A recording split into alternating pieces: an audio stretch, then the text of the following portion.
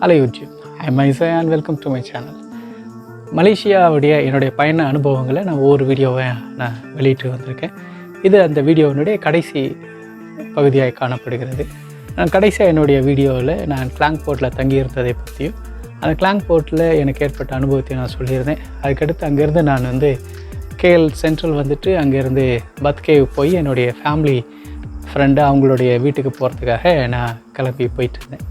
So நான் stay பண்ணியிருந்த அந்த ஹோட்டலுக்கும் அங்கே இருக்கிற ரயில்வே ஸ்டேஷனுக்கும் ரொம்ப பக்கம்தான் இருந்தது. ஸோ நான் அதுக்கு ஒரு கால் டாக்ஸியை பிடிச்சி நம்ம போகணுமா, நம்ம அப்படியே நடந்து போய்டுவோம்னு சொல்லி அப்படியே நடந்து போயிட்டே இருக்கும்போது வழியில் ஒரு நபர் வந்தார். அவர் தமிழா இல்லை வேறு எந்த லாங்குவேஜ் பேசணும்னு எனக்கு தெரியாது. அவரை பார்த்த உடனே கிளாங் போர்ட் ரயில்வே ஸ்டேஷன் இதுதான் நான் சொன்னேன், வேறு எதுவுமே சொல்ல. கிளாங் போர்ட் ரயில்வே ஸ்டேஷன் அப்படின்னு உடனே நீங்கள் ஊர்காரா அப்படின்னாரு. ஆமாம் அப்படின்னு உடனே கையை பிடிச்சிக்கிட்டு நான் கூட அங்கேருந்து தான் வந்தேன், நான் ரொம்ப வருஷத்துக்கு முன்னாடி வந்துட்டேன், நான் தூத்துக்குடியில் இருந்தேன், எங்கள் சொந்தக்காரெல்லாம் அங்கே தான் இருந்தாங்க, நான் அங்கேருந்து இங்கே வந்துட்டேன், இப்போ நான் இங்கே தான் இருக்கேன் நான் அப்படின்னு சொல்லி அவர் சொல்கிறாரு. ஸோ எனக்கு உங்களை பார்த்த உடனே ரொம்ப சந்தோஷமாக இருக்குது. நல்லா இருக்கீங்களா, சாப்பிட்டீங்களா, வரீங்களா சாப்பிட்லாம் அப்படின்னு சொல்லி விசாரித்தார். அப்புறம் இங்கே ஸ்டேலாம் எப்படி இருந்தது, உங்களுக்கு எல்லா விதமான பாதுகாப்பாக இருந்துச்சா அப்படின்னு சொல்லி கேட்டார். நான் எல்லோரும் பதில் சொன்னேன். அப்புறம் நீங்கள் எப்போ ஊருக்கு போவீங்க, உங்களுக்கு இந்த இடத்துல தங்குறது பாதுகாப்பாக இருக்கா அப்படின்லாம் கேட்டார். எனக்கு ரொம்ப சந்தோஷமாக இருந்துச்சு. அப்புறம் கையை பிடிச்சிக்கிட்டு நீங்கள் இந்த பக்கம் தான் நீங்கள் போகணும், போயிட்டு இந்த பக்கம் ரைட் சைடில் நீங்கள் திரும்பினீங்கன்னா அங்கே ரயில்வே ஸ்டேஷன் இருக்கும், அங்கே போய் நீங்கள் டிக்கெட் வாங்கிக்கிங்க அப்படின்னு சொன்னார். சரி ஓகே, ரொம்ப நன்றி ஐயா அப்படின்னு சொல்லி நான் கிளம்புறேன். அவருக்கு என்னை அனுப்பவே மனசே இல்லை. ஓகே நீங்கள் போகணும், நீங்கள் அவ்வளோ தூரம் ட்ராவல் பண்ணணும், இல்லை கொஞ்சம் நேரம் பேசிட்டு போகலாம், சரி பரவாயில்ல நீங்கள் கிளம்புங்க அப்படின்னு சொன்னேன். சரி ஓகே அப்படின்னு சொல்லி நான் அங்கே கிளம்பி அங்கே போனேன். போயிட்டு அங்கே டிக்கெட்டை வாங்கினேன். நான் கேஎல் சென்ட்ரல் போயிட்டு அங்கேருந்து பத்கேவ் போகணும். ஸோ நான் பத்கேவுக்கு நான் டிக்கெட்டை வாங்கினேன். ஸோ அங்கே வாங்கிட்டு என்னோடய அந்த லக்கேஜ் எல்லாம் எடுத்துகிட்டு போனேன். அது ஒரு சின்ன என்ட்ரன்ஸ். அந்த என்ட்ரன்ஸ் கூட நான் உள்ளே நுழையும் போது ரொம்ப அதாவது நான் இழுத்துட்டு போனேன் அந்த பெட்டி, அது சரியாக வரல, அப்படியே ஆடிச்சு. அவரை கஷ்டப்பட்டு அப்படி எடுத்துகிட்டு போகும்போது அங்கே ஒரு அம்மா, ஒரு 55 வயசு இருக்கும் அவங்களுக்கு. அவங்க டிஷர்ட் போட்டுக்கிட்டு நல்லா ஜீன்ஸ் பேண்ட்டை போட்டுக்கிட்டு மொபைலை வச்சு அவங்க அங்கே இருக்கிற அந்த பிளாட்ஃபார்மெல்லாம் அவங்க வீடியோ எடுத்துகிட்டு இருந்தாங்க. என்னடா வித்தியாசமாக இருக்கே இது அப்படின்னு யோசிச்சுட்டே போனேன். அவங்க வீடியோ எடுக்கிறது எனக்கு வித்தியாசமாக இருந்துச்சு. சரி ஓகே அப்படின்னு சொல்லிட்டு போகும்போது அப்போது அவங்க சிரிச்சுக்கிட்டே வந்தாங்க. வந்துட்டு நீங்கள் ஊர்காரரா அப்படின்னாங்க. ஆமாம் அப்படின்னு. அங்கே தூரத்தில் ஒரு ட்ரெயின் இருந்தது. சரி இந்த ட்ரெயினில் தான் நம்ம போகணும், சரி அது போகலாம் அப்படின்னு சொல்லிட்டு நான் போகிறேன். வெயிட் பண்ணுங்கள், இருங்க, ஊர்லேருந்து வந்திருக்கீங்க, எங்கேருந்து வந்திருக்கீங்க அப்படின்னாங்க. அப்போ நான் இந்த மாதிரி இந்தியாவில் தமிழ்நாட்டில் சென்னை பக்கத்தில் இருக்கிற ஒரு பகுதியிலேருந்து நான் வந்திருக்கேன் அப்படின்னு சொல்லி சொன்னேன். சொன்ன உடனே அவங்க சிரிச்சுக்கிட்டே வாங்க உட்காருங்க, இல்லை அந்த ட்ரெயின் இருக்குது நான் போகணும் அப்படின்னு. பரவாயில்ல, அடுத்த ட்ரெயின் போகலாம், ஒன்றும் அவசரம் இல்லை, நீங்கள் அவ்வளோ தூரத்துலேருந்து வந்திருக்கீங்க, வாங்க உட்காருங்கன்னு சொல்லி உட்கார வச்சுட்டு நீங்கள் எங்கேருந்து வரீங்க, எப்படி இங்கே யாரை பக்கம் வந்தீங்க, எப்படி இந்த சூழ்நிலை இங்கே இருக்குது, எப்படி எல்லாத்தையும் விசாரித்தாங்க. அவங்க விசாரித்ததெல்லாம் நான் அவங்ககிட்ட பதில் சொல்லிக்கிட்டே இருந்தேன். எனக்கு அவங்க விசாரிக்க அவங்களுக்கு ஒரே சந்தோஷமாயிடுது. அப்புறம் அவங்க சொன்னாங்க, நான் ராமேஸ்வரம், சின்ன வயசுலேயே எனக்கு இங்கே கல்யாணம் பண்ணி கொடுத்துட்டாங்க, அதுக்கப்புறம் இங்கேயே செட்டில் ஆகிட்டேன், இங்கே என் வீட்டுக்கார் வேலை பார்த்துட்டு இருந்தார், அப்புறம் அவர் இறந்துட்ட உடனே இப்போ நான் இங்கே இந்த ரயில்வே ஸ்டேஷனில் இந்த பிளாட்ஃபார்மெல்லாம் நான் அதெல்லாம் க்ளீன் பண்ணிவிட்டு அதை தான் நான் ஃபோட்டோ எடுத்துகிட்டு இருந்தேன். அதை எடுத்து என்னோடய ஆஃபீஸ்க்கு அனுப்பிச்சிடுவேன். அதுக்கப்புறம் எனக்கு அங்கே காடி இருக்குது, இந்த காடி எடுத்து நான் அடுத்த ரயில்வே ஸ்டேஷனுக்கு போவேன் அப்படின்னு சொல்லிட்டு இருந்தாங்க. அப்புறம் நீங்கள் என்ன விஷயமா வந்தீங்கன்னா, இந்த மாதிரி பிஸ்னஸ் விஷயமா வந்தேன். அப்படியா, எங்கள் சொந்தக்கார் கூட ஒருத்தவங்க இருக்காங்க, நீங்கள் அவங்கள வேணால் தொடர்பு கொள்ளுங்களேன், அவங்க நம்பரை நான் உங்களுக்கு அப்புறம் வாங்கி அனுப்புகிறேன், உங்கள் நம்பரை கொடுங்கன்னு சொல்லி என் நம்பரை கேட்டாங்க. நான் அப்போ என்கிட்ட மலேசியா நம்பரை தான் அவங்கக்கிட்ட கொடுத்தேன். அந்த நம்பரை அவங்க நோட் பண்ணிக்கிட்டாங்க. அப்புறம் நிறைய விஷயங்கள் அவங்க சந்தோஷமாக பேசிகிட்டு இருந்தாங்க, சிரிச்சிட்டு இருந்தாங்க. அதுக்கப்புறம் சொன்னாங்க, நீங்கள் என்னோடய மகன் மாதிரி, நான் உங்களுக்கு அம்மா, சரியா, தைரியமாக இருங்க, ஏதாவது ஒரு பிரச்சனைனா எனக்கு இம்மீடியட்டாக கால் பண்ணுங்கள், நீங்கள் எங்கே இருந்தாலும் சரி, என்னால் அங்கே யார் மூலமாவது நான் உங்களுக்கு ஏதாவது ஹெல்ப் பண்ணுறேனே, நீங்கள் நம்ம ஊருக்கார், நம்ம நாட்டை சார்ந்தவர், நீங்கள் பாதுகாப்பாக உங்கள் நாட்டுக்கு போய் சேரணும், என்ன பிரச்சனைனாலும் எனக்கு கால் பண்ணுங்கள் அப்படின்னு சொல்லி அவங்க சொன்னாங்க. சொல்லிவிட்டு அடுத்து நான் பார்த்த ட்ரெயின் அது போயிடுச்சு. அடுத்த ட்ரெயின் வந்தோடனே சரி இதுக்கப்புறம் நானும் அடுத்த இடத்துக்கு போகணும், அதனால் நீங்கள் கிளம்புங்க அப்படின்னு சொன்னாங்க.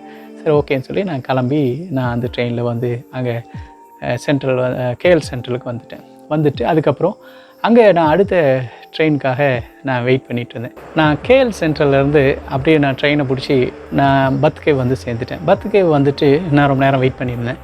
பொதுவாக கேஎலை பொறுத்த வரையும் நிறைய டிராஃபிக் இருக்கும், அதனால் அங்கே அவங்க வரத்துக்கு லேட் ஆகுது போல இருக்குன்னு சொல்லி நான் அப்படியே வெயிட் பண்ணிகிட்டே இருந்தேன். இப்படி வெயிட் பண்ணிகிட்டே இருக்கும் பொழுது தண்ணி ரொம்ப தாகம் எடுத்தது.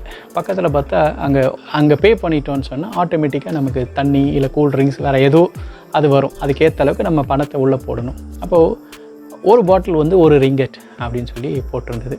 சரின்னு சொல்லி நான் ஒரு ரிங்கெட் உள்ளே போட்டுட்டு ப்ரெஸ் பண்ணுறேன். தண்ணி வரவே இல்லை. என்னடா இது தண்ணி வரலை. அங்கே யார்ட்டையும் கேட்கவும் முடியாது. ஏன்னா மேக்ஸிமம் அங்கே மலைய பீப்புளும் சைனீஸ் பீப்புளும் இருந்தாங்க. நான் இருந்த சமயத்தில் தமிழ் மக்கள் இல்லை. அது சில சமயம் வந்து பார்த்திங்கன்னா நிறைய தமிழ் மக்களாக இருப்பாங்க. சில இடங்களில் பார்த்திங்கன்னா தமிழ் மக்களே இருக்க மாட்டாங்க. அப்படிப்பட்ட சூழ்நிலை நான் இருந்த அந்த நேரம் தமிழ் மக்களே இல்லை. சரி என்ன பண்ணுறது, ஆனால் தண்ணி தான். சரி ஒரு பாட்டில் போனால் போட்டோம், இன்னொரு ரிங்கெட்டை போடுவோன்னு சொல்லி ஒரு ரிங்கெட்டை நான் உள்ளே போட்டுட்டு ப்ரெஸ் பண்ணேன் வாட்டருக்கு. அப்போது பார்த்தீங்கன்னா ஒரு சவுண்டு கேட்டுது. ஓப்பன் பண்ணி பார்த்தா 2 வாட்டர் பாட்டிலுக்கு ஏற்கனவே நான் போட்டதுக்கும் வாட்டர் பாட்டில் வந்துடுச்சு.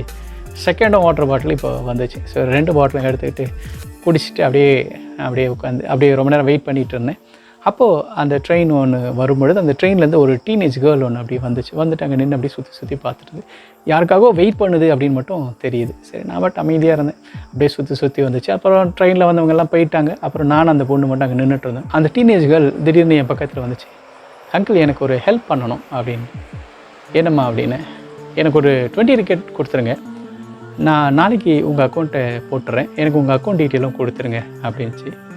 நான் யோசித்தேன், ஒருவேளை பணத்தை ஏமாத்துறதுக்கு கேட்குதோ, இது யாருன்னு எனக்கு தெரியாது. இந்த பொண்ணு என்கிட்ட 20 ரிக்கெட் கேட்டுச்சுன்னா நான் அதை கொடுத்தேன்னா திருப்பி ஒருவேளை அது எனக்கு அந்த பணம் வராமல் போச்சுன்னா எனக்கு லாஸ் தானே, இப்படி கூட ஏமாற்றுவாங்களோ அப்படின்னு நான் நினச்சிட்டு அப்புறம் சரி அதை எப்படியாவது நான் கொடுக்க முடியாதுன்னு சொல்லாமல் அதை எப்படியாவது தவிர்க்கணும் அப்படின்னு சொல்லி நான் யோசித்தேன்.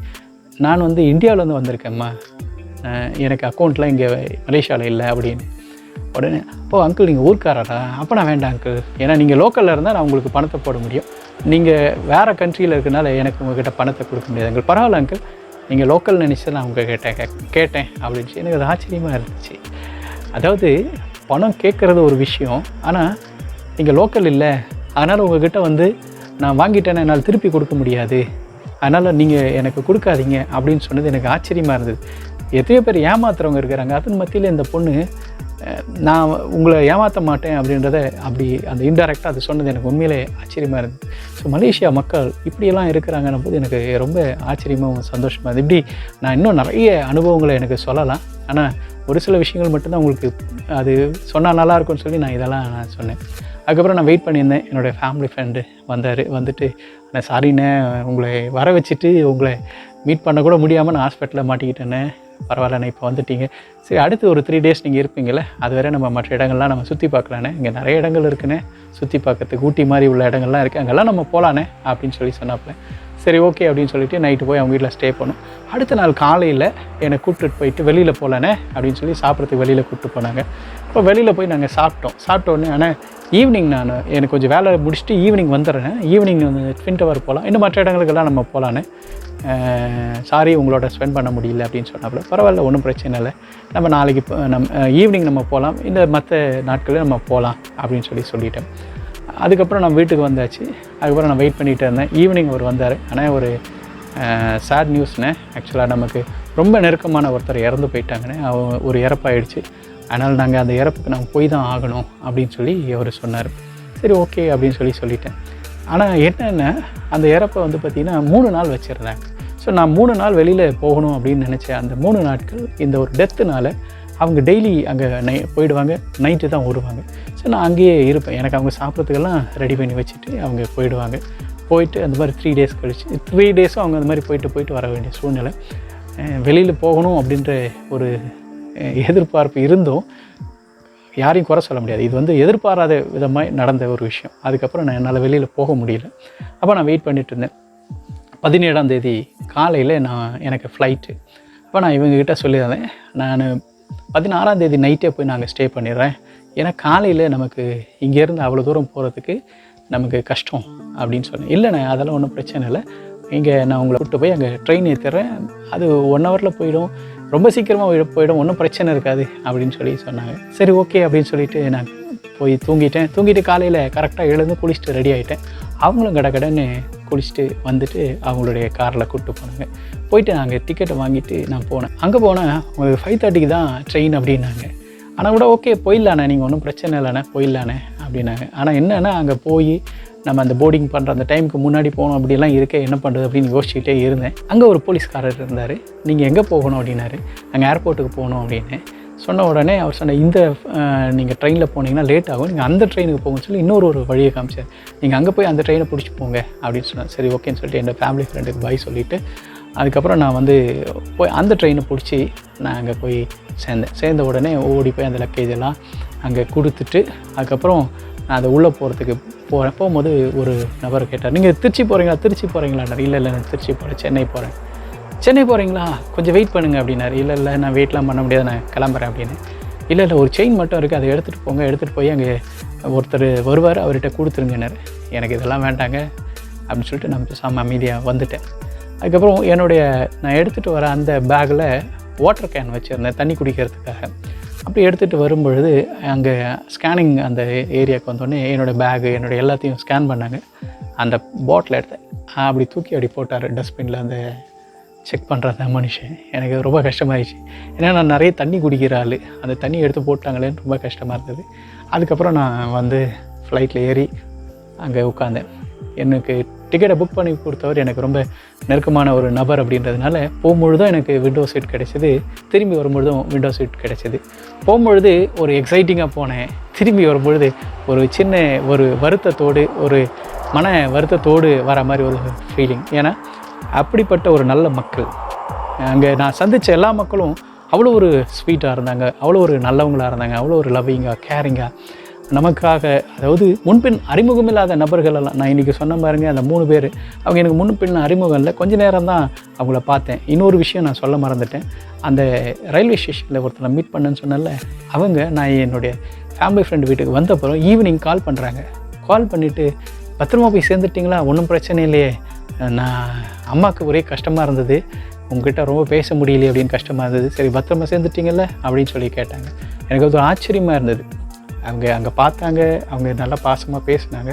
அது மட்டும் இல்லாமல் நான் பத்திரமா வந்து சேர்ந்துட்டேனா அப்படின்னு அவங்க விசாரிச்சாங்க பாருங்கள். அது எனக்கு உண்மையில் அது ரொம்ப ரொம்ப அது மறக்க முடியாத ஒரு விஷயமா இருந்தது. அதுபோல் அங்கே நான் சந்தித்த நபர்கள் எல்லாமே நான் என்னோடய ஃபேமிலி ஃப்ரெண்டாக இருந்தாலும் சரி, அவங்களோட ஃபேமிலியும் சரி, அந்த ஃபேமிலி மெம்பர்ஸ் எல்லாமே ரொம்ப நல்ல நபர்களாக இருந்தாங்க. அதே போல் வந்து பார்த்திங்கன்னு சொன்னால் என்னை முதல்ல என்னை அங்கே பினாங்கில் என்னை ரிசீவ் பண்ணி பினாங் ஐலாண்டில் இருந்த அந்த நபரும் சரி, அப்புறம் பினாங்கில் இருந்த அந்த 2 ஃபேமிலியும் சரி, ஈப்போவில் இருந்த அந்த ஃபேமிலியும் சரி, ஜேவியில் அதை நான் சொல்கிறதுக்கு இல்லை, இருந்தாலும் அவரும் என்னை ரிசீவ் பண்ணார். அதுக்கடுத்து வந்து பார்த்திங்கன்னா கிளாங்கில் இருந்தவங்களும் சரி, அந்த கிளாங்கில் சந்தித்த அந்த நபர்களும் சரி, ஒவ்வொருத்தரும் எனக்கு நான் உங்களுக்கு என்ன இந்த வீடியோ வாயிலாக நான் உங்களுக்கு நன்றியை தெரிவிச்சுக்கிறேன். இதுக்கப்புறம் திரும்ப அந்த மலேசியாவுக்கு நான் போகணும் அப்படின்னு சொல்லி 2020 நான் பிளான் பண்ணி மே மாதம் போகிறதுக்காக நான் திரும்ப பணத்தெல்லாம் நான் சேவ் பண்ணி வச்சுருந்தேன். அன்ஃபார்ச்சுனேட்டாக மார்ச் மாதத்தில் இந்த கோவிட் வந்ததுனால என்னால் திரும்பி அங்கே போக முடியல. இன்னொரு விஷயம், மலேசியாவில் சில சமயம் அடிக்கடி மழை பெய்யும்.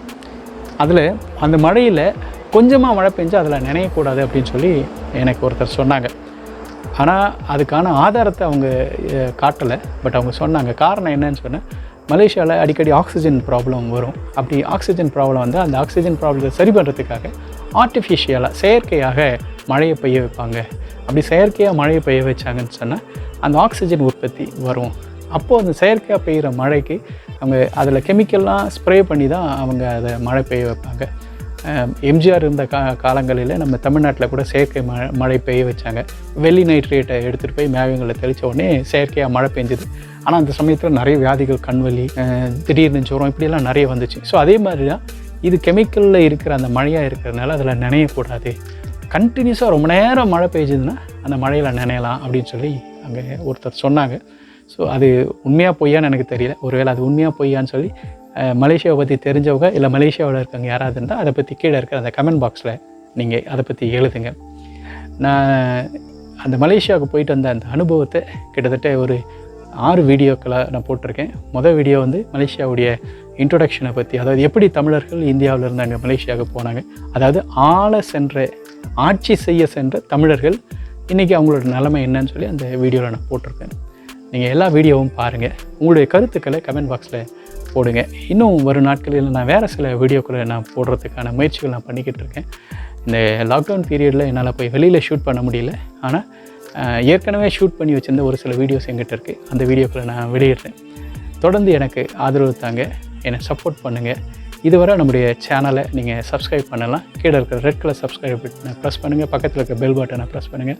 அப்போ வருகிற ஆல் ஆப்ஷனை செலக்ட் பண்ணுங்கள். அப்போ தான் நான் போடுற இது போல் பயனுள்ள இன்ட்ரெஸ்டிங்கான வீடியோஸ் உங்களுக்கு உடனுக்குடன் கிடைக்கும். Thank you so much and be blessed.